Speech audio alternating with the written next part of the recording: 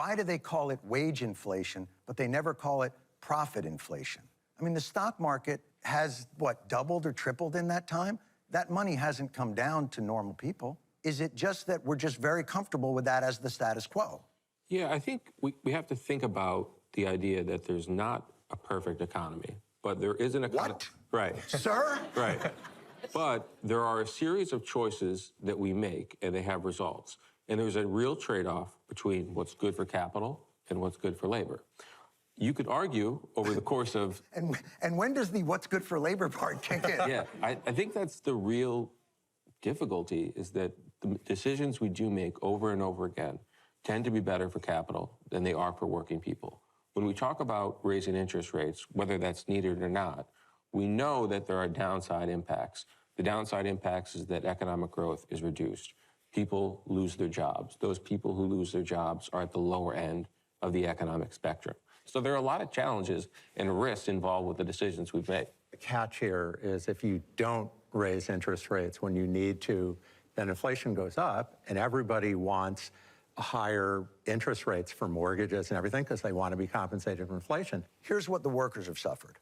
Automation has taken their jobs. Globalization has taken their jobs. Regulations have been removed. Union power has dissolved. So it's been one erosion after another of their power.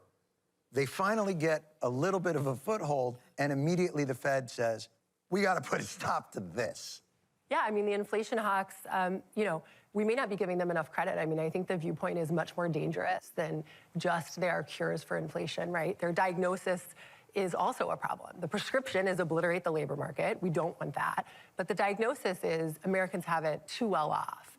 And that means nothing else. And that's driving, and then they're going to want more. And we can't have that. Right, and these are the same folks who are going to oppose, student debt cancellation because we can't put another dollar in Americans' pockets because, oh no, that will increase inflation. Is a permanent underclass a necessity for American capitalism? Well, it didn't used to be. I mean, there used to be a lot of rotation. Well, we were able to change that, weren't we? No, I mean, that is the single biggest problem with our system at the moment. There's not the mobility. The Horatio Alger story, if that means anything to this generation. It used to be, It doesn't even mean anything to my generation.